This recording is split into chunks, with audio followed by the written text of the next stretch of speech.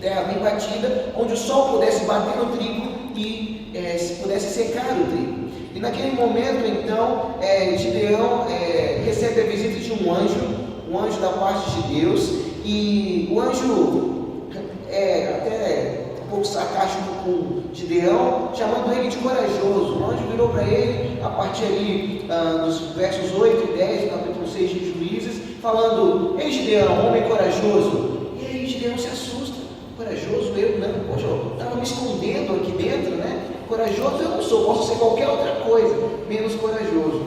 E Gideão começa a questionar ao anjo por que Deus tinha abandonado. Por que Deus me abandonou? Será que Deus não está vendo que todos os anos, todo momento aqui de plantação, os midianitas vêm, os amalequitas vêm e roubam tudo que a gente tem? Por que Deus nos abandonou? Esse era o grande questionamento.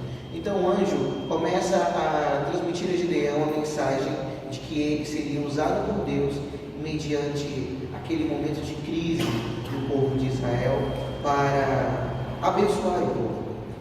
Então o anjo diz para Gideão que ele precisa de ter coragem para executar aquilo que Deus queria. E o que Deus queria era destruir o inimigo, destruir os midianitas e os amalequitas.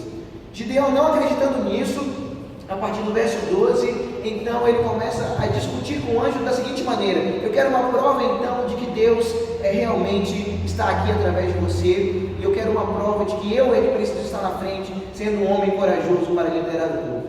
E então Gideão pede o anjo esperar um minutinho, porque ele queria trazer um material de sacrifício para oferecer a Deus antes de qualquer outra coisa. Então a Bíblia conta que ele vai em casa, pega o material de sacrifício, como era a cultura, o animal, a sopa, e traz na presença do anjo, e o anjo toca no sacrifício de Gideão, e o primeiro milagre acontece da história da vida de Gideão, onde todo aquele momento de sacrifício é consumido pelo fogo.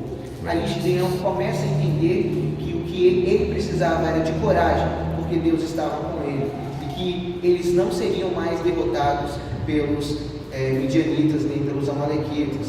Mesmo assim, Gideão, com medo, começa a pedir a Deus uma outra prova. Ele começa então a pedir a Deus o seguinte: olha Deus, eu vou ali pegar um pouco de algodão, vou colocar em cima da grama, e eu gostaria que o Senhor fizesse molhar toda a grama, mas que o algodão não fosse molhado. Se o Senhor fizer isso, eu vou entender que o Senhor está me chamando realmente para ser um dos líderes do povo e para guerrear contra o inimigo. E então Deus passou-se noite e dia, e Deus fez exatamente aquilo. Quando Gideão chegou, a grama estava molhada, mas o algodão não.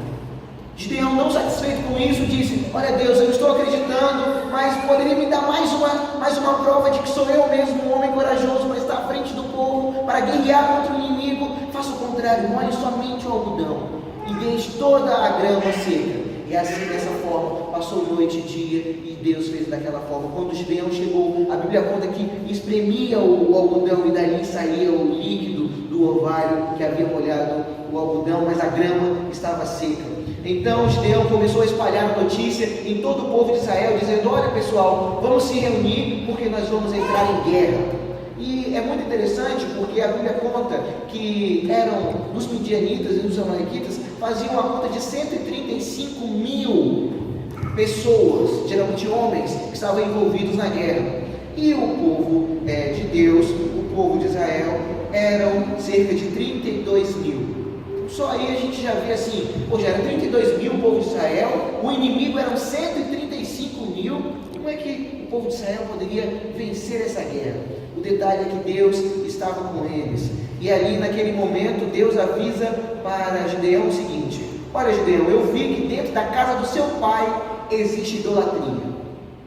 Dentro da casa do meu pai?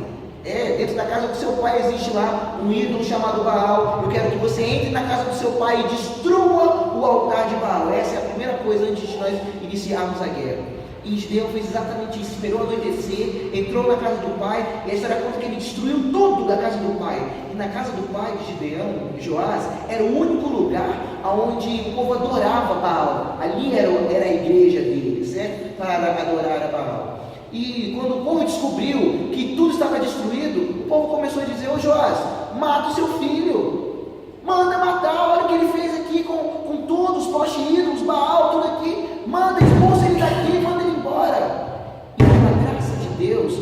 Joás disse: se Baal não conseguiu se proteger, então eu prefiro ficar com Deus de Gideão, e eu não vou fazer nada com meu filho. A cultura da época era essa: se o filho desobedecesse o pai, desonrasse o pai, mandava matar, mandava expulsar. Não vai morar aqui na minha casa, mas não vai embora, não quero ver você nunca mais, porque a honra era uma coisa muito importante para ela.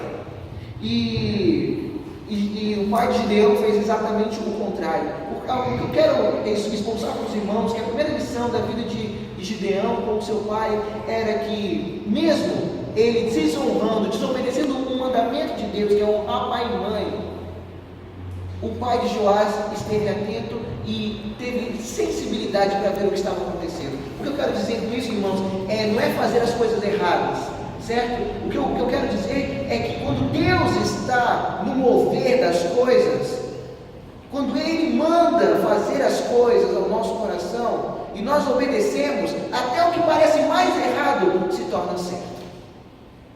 Então, Gideão ali teve coragem primeiro para obedecer a voz de Deus, quebrando, tirando toda a maldição que existia dentro da casa do seu pai com os ídolos que estavam ali.